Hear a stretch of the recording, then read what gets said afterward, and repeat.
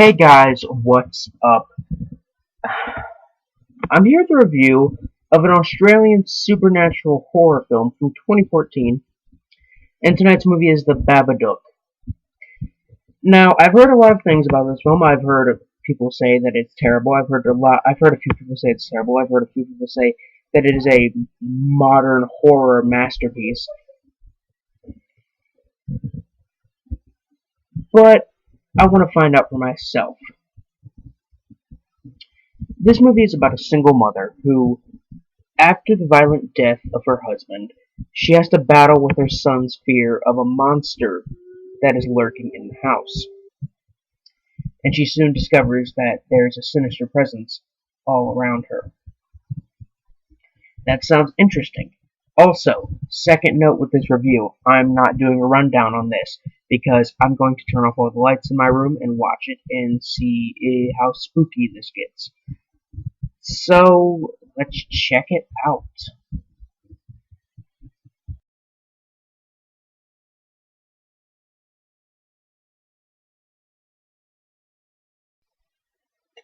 Well, that was a lot better than I expected. So, The Babadook. Basically, this film kind of. I don't know where to start with the review of it. I'll say this much. All the people that are saying that it is a return to actual horror films that are genuinely scary and creepy, they're right. This film is legitimately scary. Well, not legitimately scary, but it's very, very, very creepy. That being said, is it actually creepy? Or is it just jump scares? Now, while watching the film, there are probably only about 3 or 4 false scares in the film. And there's probably 1 or 2 jump scares throughout this entire 93-minute long movie. That's some kind of record for a modern horror film. Now, this movie kind of follows this woman, and she loses her husband the day her son is born, and she really dreads his birthday because that's the anniversary of the death of her husband. She doesn't really like to remember that, and this kid is deathly afraid of like monsters that aren't real, and he creates these homemade weapons in order to fight the monsters, in order to kill these monsters. And this kid, many people like to say this kid's probably the most annoying child in a film or a horror film, but I've got to say this much. He isn't as annoying as the kid in Real Steel or as annoying as the kid in House by the Cemetery. That being said, the kid is still kind of annoying. The mother character is very, very likable. She's very relatable. She's very real.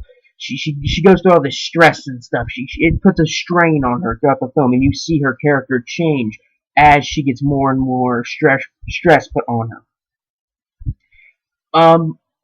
Every character is very fleshed out. The film is very, very well acted and written, and really, this is probably one of the best horror films I've seen in the past few years. Best supernatural horror films.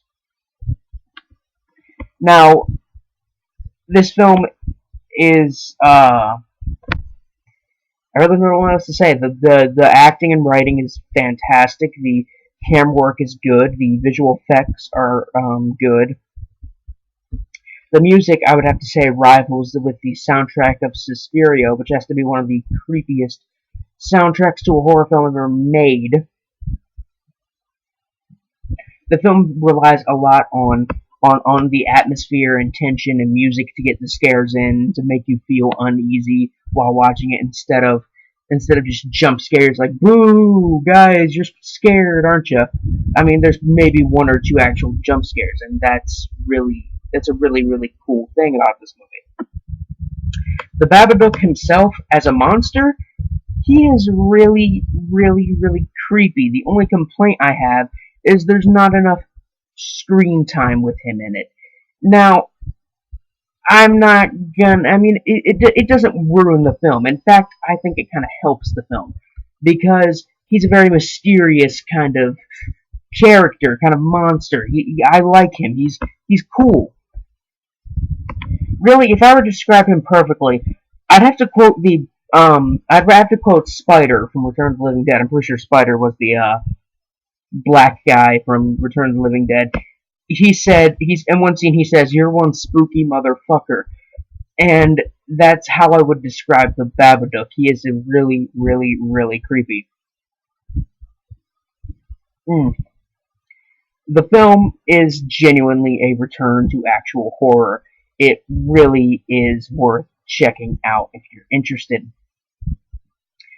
All the people out there giving it negative reviews, saying that this movie is boring and one of the worst horror films ever made. This movie is very, very far from it. This is a modern horror classic, and there aren't many modern horror films that I would consider to be classics. I mean, besides stuff like Let the Right One In and stuff like that. Besides those few, I really wouldn't consider anything else modern to be a classic. You know what I mean? Um, what else is there to talk about? I really liked it. On the gore meter from 1 to 10, 1 being something like the Corpse Grinders, and 10 being something like Brain Dead. This movie's probably a 3. There isn't a lot of gore or violence, but there is some blood in there, and there is some suggested violence, and it just you know what I can't really say you know what I mean, but it's not too extreme. I mean, if it wasn't for maybe one scene and a few like and a few like words, this film could probably even get a like a PG-13 rating if it wasn't for like one scene of violence. Um, I really liked it. No, I didn't really like it. I loved it.